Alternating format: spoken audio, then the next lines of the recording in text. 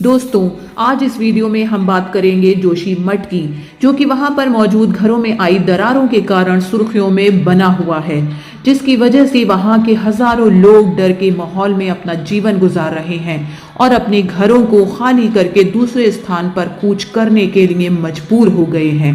ये बहुत ही दर्दनाक है। अपने घरों को टूटता देखना और दूसरी जगह पर जाकर नए सिरे से जिंदगी बसाना कोई आसान बात नहीं है।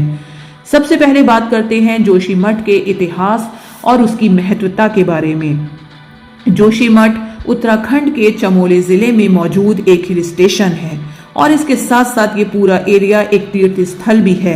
यहाँ काफी मंदिर मौजूद हैं और ये मठ खासकर आदि गुरु शंकराचार्य मठ के लिए भी बहुत मशहूर है। इस मठ को खुद आदि गुरु शंकराचार्य द्वारा स्थापित किया गया था और अगर शंकराचार्य की बात करें तो उन्हें भारतीय दर्शन में एक विशेष स्थान दिया जाता है। ऐसा कहा जाता है कि 8वीं शताब्दी के आसपास गुरु शंकराचार्य ने इसी मठ के पास एक गुफा में बैठकर तपस्या की थी, जिसके परिणाम में उन्हें ज्ञान प्राप्त हुआ था। इसलिए इस पूरे क्षेत्र का एक विशेष महत्व है। इसके अलावा ये इलाका बद्रीनाथ मंदिर के लिहाज से भी महत्वपूर्ण है, क्योंकि सर्दियों में जब बद्रीनाथ को बंद कर दिया जाता है तो इस दौरान वहां भगवान बद्रीनाथ की जो मूर्ति मौजूद है उस मूर्ति को वासुदेव मंदिर में ट्रांसफर कर दिया जाता है और ये वासुदेव मंदिर भी जोशी मठ में ही मौजूद है। इसके अलावा भारत चीन सीमा पर जो सैनिक तैनात होते हैं उनका रास्ता भी इसी जगह से होकर गुजरता है और जो पर्वतरोही होते हैं उनके ठहरने के लिए भी जो सबसे पहली जगह है वो जोशी मठ है। उसके बाद ही कहीं आगे बढ़ा जाता है।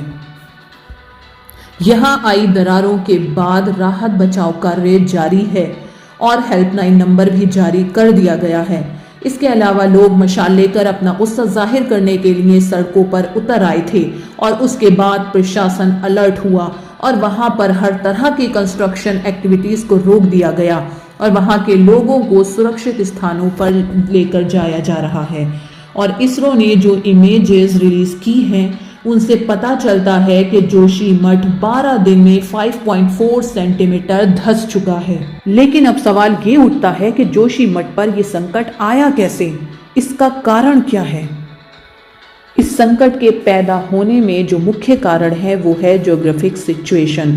कई रिपोर्ट से ये पता चला है कि ये पूरा इलाका लैंडस्लाइड के मलबे पर बसा हुआ है, यानी इस इलाके के बसने से पहले यहाँ कई बार लैंडस्लाइड देखने को मिले थे, जिसकी वजह से यहाँ बहुत सारा मलबा जमा हो गया और उस मलबे पर ये शहर बसा। इसी वजह से इस क्षेत्र की सहन क्षमता बहुत ही कम है, ये ज़्यादा लोड नहीं सह सकता। यहाँ बहुत सारे कंस्ट्रक्शन एक्टिविटीज़ भी हो रही हैं। इसके अलावा पॉपुलेशन भी बढ़ रही है। ये टूरिस्ट स्पॉट भी है, जिसकी वजह से टूरिस्ट का आना जाना भी लगा रहता है और फिर उनके रहने के लिए होटल्स और दूसरी सुविधाओं की वजह से इस जगह पर भार बढ़ता ही जा रहा है। इसका एक दूसरा कारण यहाँ गवर्नमेंट द्वारा पनबिजली परियोजना भी है, जिसमें एनटीपीसी द्वारा शुरू की गई तपोवन विष्णुगढ़ जल विद्युत परियोजना बहुत प्रमुख हो जाती है।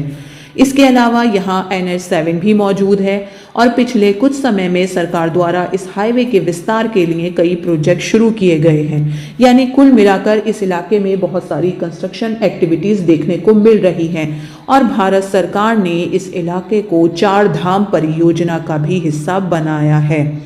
इन सभी कारणों की वजह से इस इलाके की मिट्टी प्रेशर आने की वजह से ढलती जा रही है और जिसका नतीजा हम सबके सामने है। घरों में दरारें पड़ने लगी हैं और घर ढहने लगे हैं।